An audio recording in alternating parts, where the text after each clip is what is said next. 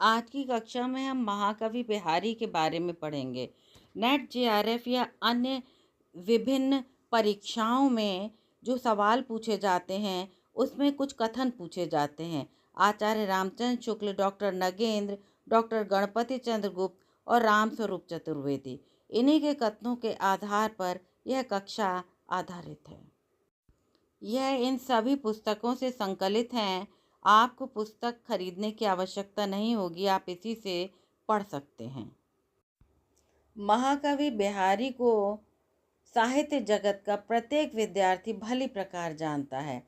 आज यहाँ पर हम कुछ महत्वपूर्ण तथ्यों की चर्चा करेंगे, जिनमें से सबसे प्रमुख है उनका शॉर्ट में जीवन परिचय, उसके पश्चात विभिन्न विद्वानों के आधार पर बिहारी की व्याख्या, यानी विभिन्न विद्वानों ने अपने अपने मतानुसार बिहारी सत्सई के विषय में अपने मत प्रस्तुत किए हैं।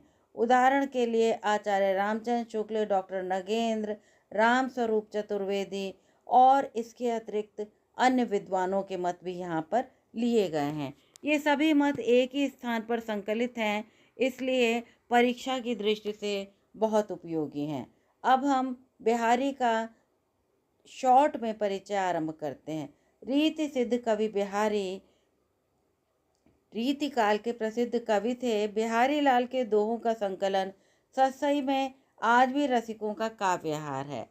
हम जानते हैं सत्सई माने सात, और सत्सई को अगर हम संधि विच्छेद करते हैं तो सत का मतलब हुआ सात और सई का मतलब हुआ 100, तो मिलाकर कुल दोहे हुए 700। बिहारी सत्सई में 700 दोहे हैं। आपका जन्म ग्वालियर में हुआ। पिता का नाम केशव राय था। आरंभिक सालों में ही प्राचीन संस्कृत ग्रंथों का अध्ययन किया। आपके गुरु नरहरि दास थे। उन्होंने वल्लभाचार्य और केशवदास से भी शिक्षा ली। बिहारी की एकमात्र रचना सत्सई है। यह मुक्तक काव्य है। बिहारी लाल की रचनाओं में श्रृंगार रस की प्रधानता है।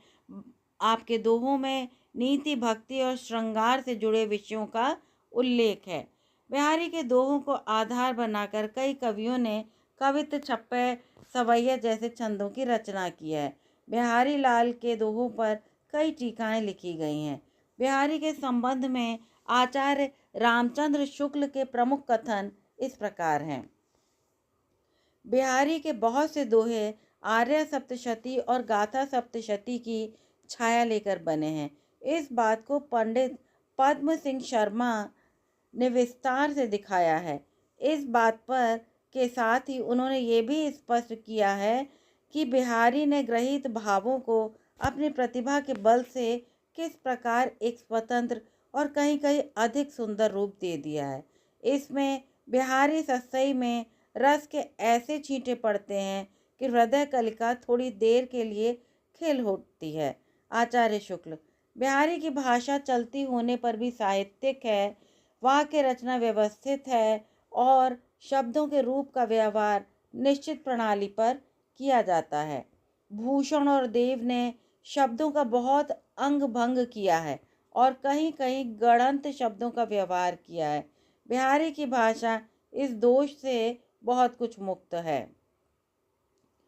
बिहारी की कृति का मूल्य जो बहुत अधिक आंका गया है, उसे अधिकतर रचना की बारीकी या काव्यांगों के सूक्ष्म विन्यास की निपुणता की ओर ही मुख्यतः दृष्टि रखने वाले पारखियों के पक्ष से समझना चाहिए, जो किसी हाथी दांत के टुकड़े पर महीन बेल बूटे देख घंटों वाह वाह किया करते हैं, पर जो हृदय के अंतःस्थल पर मार्मिक प्रभाव चाहते हैं, किसी भाव की स्वच्छ निर्मल धारा में कुछ देर अपना मन मग्न रखना चाहते हैं, उनका संतोष बिहारी से नहीं हो सकता। मार्मिक प्रभाव का विकार करें तो बिहारी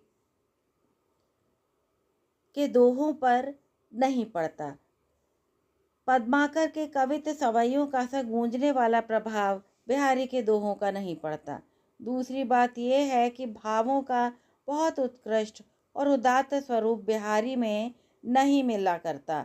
कविता उनकी श्रृंगारी है, पर प्रेम की उच्च भूमि पर नहीं पहुंचती, नीचे ही रह जाती है।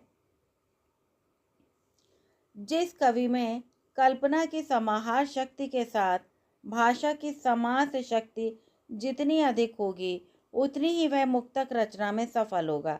यह क्षमता बिहारी में पूर्ण रूप से विद्यमान थी।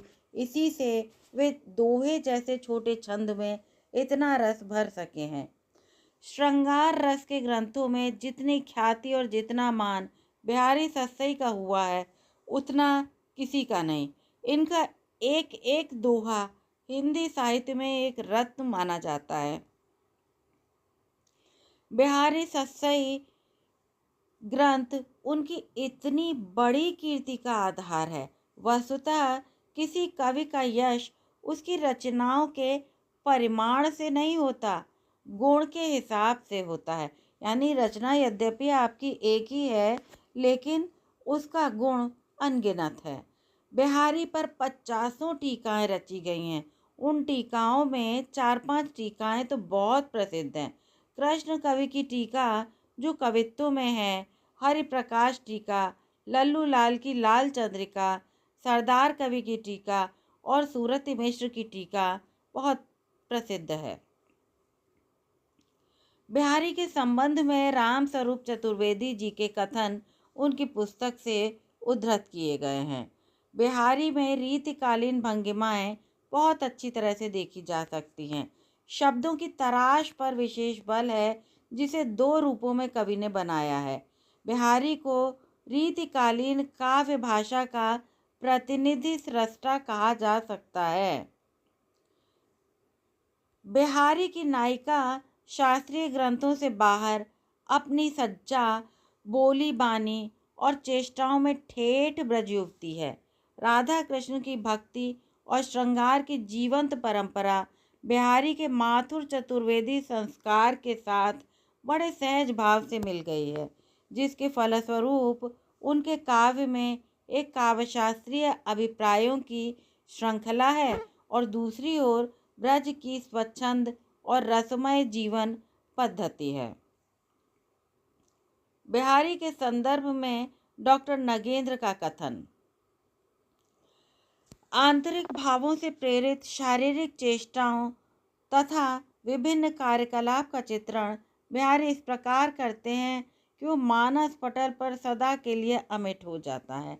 उन्होंने केवल भावुकतावश सौंदर्य चित्रण ही नहीं किया, वरन जीवन के प्रौढ़ अनुभवों का उद्घाटन भी किया है। बिहारी सस्सई श्रृंगार, भक्ति और नीति की त्रिवेणी है। उनकी रचनाओं में ब्रजभाषा अपनी प्रौढ़ता और भाव संपन्नता में इटलाती हुई चलती है। वह लय और गति, संगीत और नर्तन की विशेषताओं से युक्त है। बिहारी के संबंध में डॉक्टर गणपति चंद्र गुप्त के कथन कुछ इस प्रकार है।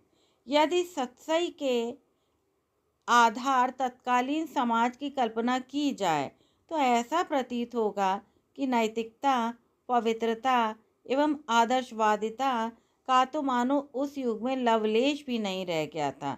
उनकी नायिकाएं घर में देवरों की कुत्सित चेष्टाओं से पीड़ित हैं, छत पर पड़ोसियों से कलुषित संबंध स्थापित करती हैं और बाहर पंडे, भिखारियों और कथावाचकों से आंख लड़ाती हैं। गणपति चंद्रगुप्त जी का कथन है। वैद्यक, ज्योतिष एवं गणित कुछ सिद्धांतों का प्रतिपादन भी वे नारी अंगों के आधार पर करते हैं। अस्तु इतना ही कहना पर्याप्त होगा कि बिहारी के काव्य की मूल प्रवृत्ति श्रृंगारिकता व रसिकता की है। अन्य प्रवृत्तियां गौण हैं। शैली की दृष्टि से बिहारी की प्रशंसा में बहुत कुछ कहा गया है। यथा उनमें कल्पना की समाहार शक्ति बहुत है। थोड़े में अधिक कह देने को कला में भी वे सिद्धहस्त है तथा भाषा पर उनका पूरा अधिकार है आदि। समाज शैली के कारण इनमें अनेक स्थानों पर अस्पष्टता, दुरूहता एवं क्लिष्टता आ गई है। अस्तु समग्र रूप में देखें तो बिहारी में काव्य प्रतिभा, काव्यानुभूति एवं भावाभिव्यक्ति की अपेक्षा अध्ययन की गंभीरता, चिंतन की प्रौढ़ता एवं भाषाधिकार की कुशलता ही अधिक दृष्टिगोचर होती है। बिहारी के व्यक्तित्व में तीनों गुणों प्रतिभा, अध्ययन और अभ्यास का समन्वय मिलता है। आचार्य गणपति चंद्रगुप्त का कथन है। बिहारी के संदर्भ में अन्य विद्वानों के महत्वपूर्ण कथन इस प्रकार है।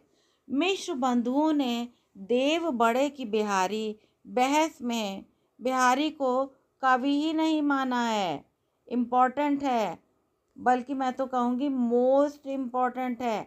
ये प्रश्न जब भी आए आप ध्यान दीजिएगा कि मिश्र बंधुओं ने देव बड़े की बिहारी इस बहस में, इस चर्चा में बिहारी को कवि ही नहीं माना है। यदि इस प्रकार का प्रश्न पूछा जाता है कि बिहारी को कवि किसने नहीं माना है, तो उसमें मिश्र बंधुओं का ही नाम आपको देना होगा।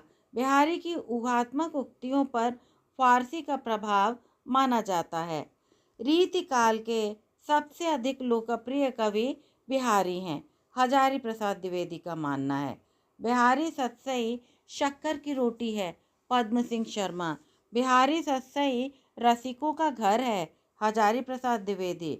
बिहारी सतसई रामचरितमानस के बाद सबसे अधिक प्रचारित कृति है, श्याम सुंदर दास।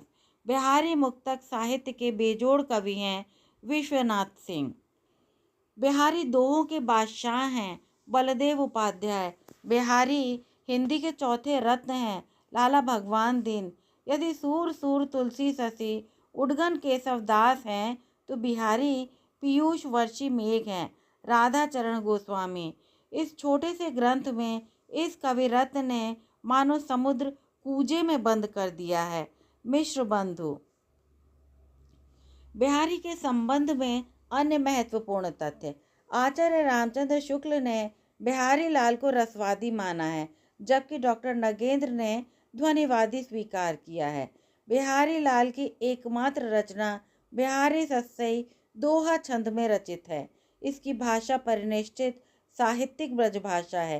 बिहारी लाल की सतसई को प्रशंसा में किसी कवि ने निम्नलिखित पंक्ति लिखी है।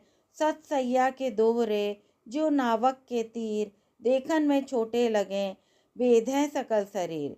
बिहारी सतसई पर हिंदी में 50 से अधिक टीकाएं प्राप्त हैं।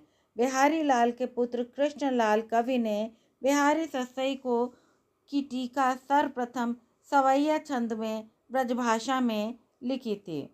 बिहारी के महत्वपूर्ण दोहे हैं जो कि अक्सर परीक्षा में पूछ लिए जाते हैं, कभी पहचानने के लिए तो कभी व्याख्या के लिए। नहीं पराग नहीं मधुर मधु, नहीं विकास यही काल, अली कली ही सो मध्यो, आगे कौन हवाल। तंत्री नाद कवित रस, सरस राग रति रंग, अन बूढ़े बूढ़े तिरे जे बूढ़े सबंग। बतरस लालच लाल की मुरली धरी लुकाए, सौ करे भौहन हसे देन कहे नट जाए। द्रग उर्जत टूटत कुटुम, जुरत चतुर्चित प्रीति, परति गांठ दुर्जन हिये दई नई है रीति। कहत नटत रीजत खिजत, मिलत खिलत लज्जात, भरे भवन में करत हैं नैनन ही सो बात। बहुत ही प्रसिद्ध दोहा है बिहारी का। मेरी भव बाधा हरो, राधा नागरी सोए, जातन की छाई परे, श्याम हरित दुति होए। अपनों अंग को जान के जोबन रपति प्रवीण, स्तन मन नैन नितिम्ब को बड़ो ही जाफा कीन। या अनुरागी चित्त की गति समझे नहीं कोय, जो जो बूढ़े श्याम रंग त्यों त्यों उज्ज्वल होए। कहत नटत रीजत खिलत, मिलत खिलत लज्जात, भरे भौर में करत हैं नैनन ही सब बात। मेरी भव बाधा हरो, राधा नागरी सोए, जातन की छाई पड़े, श्याम हरित होए। अर्थ टरत न बर परे, दही मरक मनु मैन, ओढ़ा ओढ़ी बड़ी चले, चित चतुराई नैन। पाई महावर दैन को, नाइन बैठी आए, फिर जानी महावरी, एड़ी मीड़त जाए। नहीं पराग नहीं मधुर मधु, नहीं विकास ई काल, अली कली सो बंध्यो, आगे कौन हवाल। आप जानते हैं राजा जयसिंह को उद्बोधित करने के लिए बिहारी ने यह दोहा लिखा था, क्योंकि वो अपनी नवोढ़ा रानी के प्रेम में आकंठ मग्न थे और राजकाज सब कुछ विस्मृत कर बैठे थे। पिए बिछुरन को दुसह दुख, हर्ष जात प्योसार, दुर्योधन लो देखियत तजत प्राण ए बार। संपत्ति केस सुदेश नर, नवत दुहत एक बान। विभव सतर कुछ नीच नर, नरम विभव की हानि। जुवति जोन में मिल गई, नैक न होती लखाए। सौंधे के डोरे लगी, अली चली संग जाए। नायिका का अपरूप सौंदर्य है, जो कि केवल युवती इतनी सुंदर है कि चांदनी में मिल गई है। खरी पातरी कान की, कौन बहाऊ बानी। आंख कलीन रली करे, अली अली जिय जाने। तंत्री नाद कवित रस, सरस राग रति रंग। अन बूढ़े बूढ़े तरे, जे बूढ़े सब अंग। यदि आपको नेट JRF में या इसके अतिरिक्त अन्य व्याख्याओं की बिहारी की आवश्यकता हो तो कृपया चैनल पर जाएं, आपको सभी व्याख्याएं मिल जाएंगी। पढ़ने के लिए बहुत बहुत धन्यवाद, आभार।